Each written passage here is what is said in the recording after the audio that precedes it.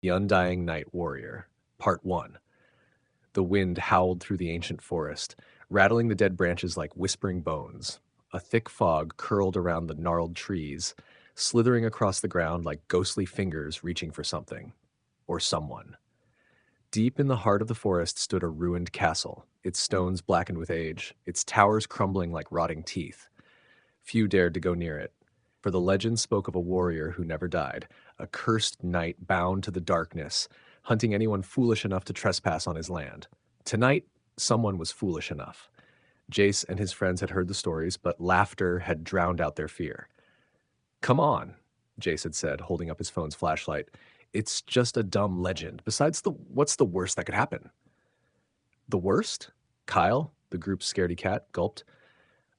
Maybe getting our heads ripped off by a vengeful ghost knight."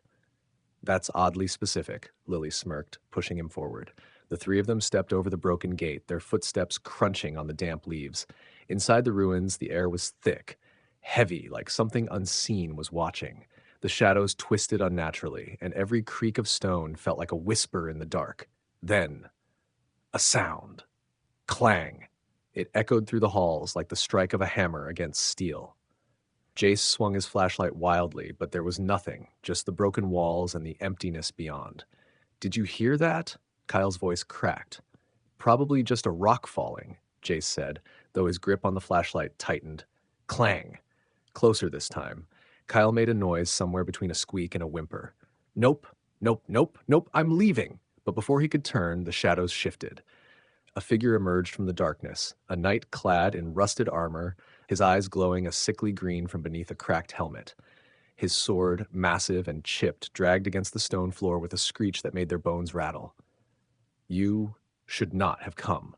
The knight's voice was like grinding metal, slow and ancient. Jace took a step back. "Hey, we were just leaving, actually. No harm done." The knight raised his sword. Kyle screamed. Lily grabbed Jace's arm, and then the knight sneezed. The eerie tension shattered like glass. The warrior stumbled, shaking his head as dust flew off his armor. He sniffled and muttered, "Ugh, curse this ancient dust." There was a long pause. "Did the undying night warrior just sneeze?" Kyle asked, blinking in disbelief. The knight straightened, trying to regain his menacing posture. "I am the guardian of the forgotten, the eternal watcher. He sniffled again, the one who shall destroy those who coo." Lily stared. "Dude, are you allergic to dust?" Like the knight looked almost offended. "It has been centuries. Dust is inevitable."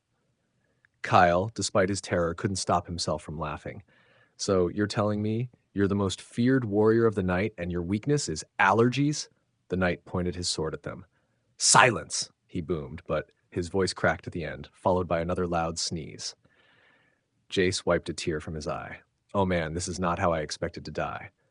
But then the knight's glowing green eyes darkened, his grip on his sword tightened, and as he stepped forward, the humor drained from the air. "You will die," he growled, his voice now truly menacing. And with that, he lunged. To be continued.